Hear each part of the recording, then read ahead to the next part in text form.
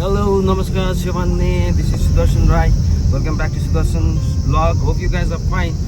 After a gap of almost a year, आज फेरि धेरै दिन बाद तपाईहरुको सामुमा आइरहेको छु हैन एउटा सानो भ्लग लिएर बीचमा कतिवटा व्यस्तताको कारणले गर्दाखेरि चाहिँ अब मैले मेरो भ्लग कन्टिन्यू गर्न सकिरहेको थिइनँ हैन तर अब अलिक फ्री छु है अनि त्यसले गर्दाखेरि भ्लग बनाऊ भनेर सोच्दै थिएँ र आज सही मौका पनि पाएँ क्या किन भन्दाखेरि आज म दार्जिलिङदेखिको नागरी जाँदैछु हैन टाइम अपडेट इट्स कति 7:30 इन द मर्निङ म मेरो ड्युटी गएको है दार्जिलिङ आएको थिएँ नि त अस्ति दार्जिलिङ आएर दार्जिलिङ बसेको थिएँ अनि आज चाहिँ ड्युटी गएको है अनि यो बिचमा अब एक्लै छु है ड्राइभ गर्दै जाँदा अल्छी लाग्दै गयो र यो मोमेन्टहरू चाहिँ तपाईहरुसँग शेयर गरौँ भन्ने मलाई लाग्यो नि त हैन एक खालको अब आफूलाई बोरिङ पनि नहुने भनेर चाहिँ म यो भ्लग बनाइरहेको छु you guys will enjoy this अनि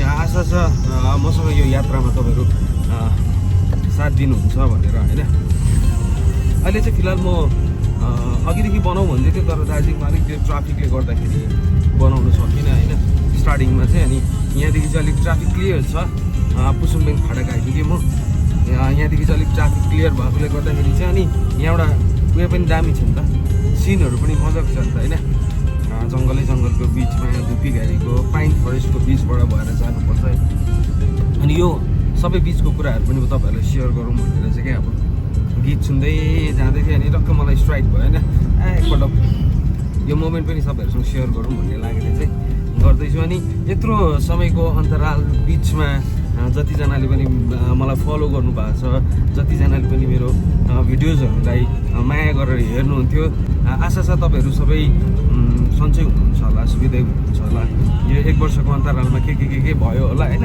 त्यो बिचमा धेरै ग्याप भयो तपाईँ हाम्रो बिचमा अनि अब सायद यो ग्याप हुँदैन होला अब कन्टिन्यू गर्ने हैन भ्लग भनेर सोचिरहेको छु हेरौँ अब गर्छु पनि होला अनि तपाईहरुको साथ तपाईहरुको सपोर्ट तपाईहरुको माया चाहिएको हुन्छ हैन अनि केही तपाईहरुको भ्युजले तपाईहरुको लाइकले तपाईको कमेन्टले इन्स्पिरेसन मिल्छ नि त र फेरि बनाउ लाग्छ अनि आशा छ यो भ्लगलाई पनि तपाईहरुले त्यसरी नै माया गरिदिनुहुन्छ भनेर है यहाँबाट चाहिँ पुरै दामी देखिन्छ कि पहाड तपाईहरु पनि देख्न सक्नुहुन्छ अगाडि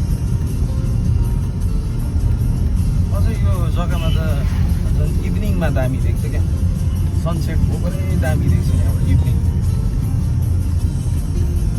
दुई दिनपल्ट बसेको छु म यहाँनिर इभिनिङको टाइममा साह्रै दामी देख्छ यहाँनिर माथि शिव मन्दिर छ हैन शिव मन्दिर छ यहाँ माथि तपाईले देख्नु होला सायद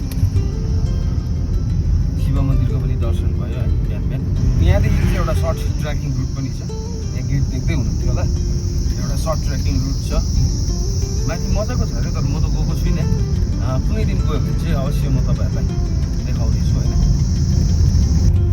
सो अब भने चाहिँ हामी आइपुग्यौँ दार्जिलिङको एउटा फेमस जग्गाहरू मध्येमा एउटा छ यसलाई भन्छ लाप्चे जगत हैन लाप्चे जगतको वेदर पनि एब्सोल्युटली ब्युटिफुल भइरहेको छ सनी मर्निङ लाप्चे जगत है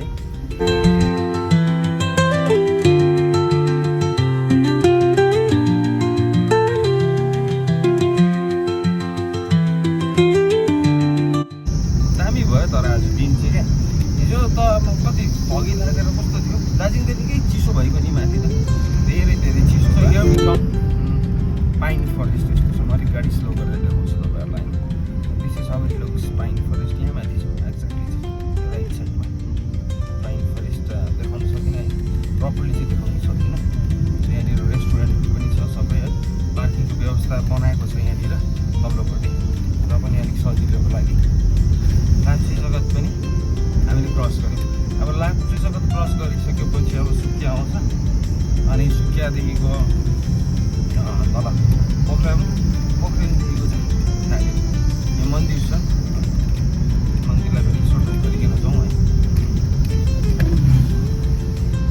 सुकियामा तेल हाल्छु सुकिया पेट्रोल पम्प आइपुगेँ म अब यहाँनिर अलिकति फिलअप गरेर होइन तेल हालेर इन्डिकेटर त्यो तेल हालेर चाहिँ लाग्थ्यो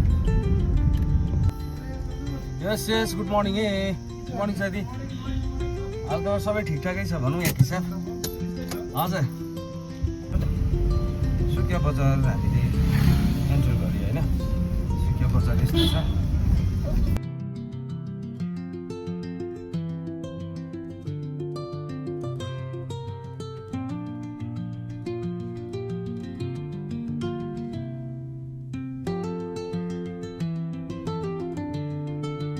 यहाँबाट चाहिँ अब हामी लेफ्ट टर्न दिनुपर्छ ओह्रालो जानुपर्छ।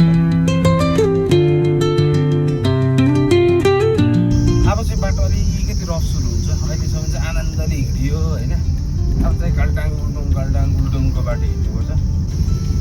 यहाँनिर अस्ति 4 अक्टोबरको अहिले डरलाग्दो यहाँ बिगारेको थियो। अहिले त्यो सङ्गिँदै जाँदैछ।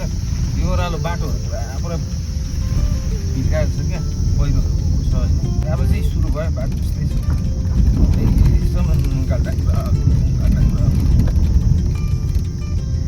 यहाँदेखि त टाइम लाग्छ नि ओह्रालो जाने, किनभने गाडी पनि जोगाउँदै कुदाउनु पऱ्यो नि त होइन। त्यस्तो छ। पुरा फगी लागेको छ नि यहाँ त हेर्नु त ल पहिला। तर मलाई मनपर्छ फगी लागेको है रोडमा। मजाको लाग्छ फगी लागेको। त्यस्तो डेन्स चाहिँ होइन, अलिअलि लागेको छ दामी। पहिरोहरू यहाँ पनि मजाले गएको छ अरे। सोर्यो अहिले त सोर्यो होला अस्ति त के उयो भएको थियो। हुनु पनि पानी कस्तो परेको अन्त। यहाँदेखिको चाहिँ पोखरेल बजार सुरु हुन्छ भनौँ न होइन। अस्ति यहाँ पनि पहिरोले धेरै बिगारेको छ क्या। यहाँ तपाईँहरूले देख्नुहुन्छ अब चाहिँ यो माथिको डाँडै झरेको छ क्या, देख्नुहुँदै होला।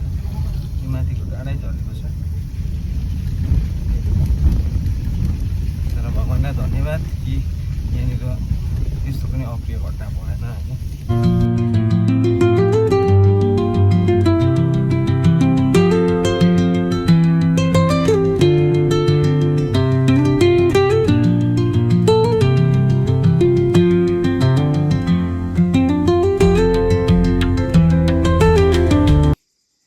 अन्तमा आज दिनभरिको व्यस्तताबाट फ्री भएर बल्ल बल्ल है घर पसेँ। घर पस्दाखेरि अब प्रायः रात पनि पऱ्यो। बिहान निस्केको मान्छे है यति बेला घर पसाइ भयो। त्यस्तै हो, सबैको आफ्नो आफ्नो व्यस्तता। तपाईँहरूको पनि त्यस्तै नै हो। अब यति नगरी पनि त हुँदैन होइन। आफ्नो जिन्दगी यस्तै हुन्छ, सबैको व्यस्त भए राम्रो हो होइन। अनि अब आज बिहान म दार्जिलिङ हिँडेदेखि तपाईँहरूसँग धेरै गफ गर्दै आएँ होइन। अनि यत्रो यात्रामा मलाई साथ दिनुभएकोमा तपाईँहरूलाई धेरै धेरै धन्यवाद।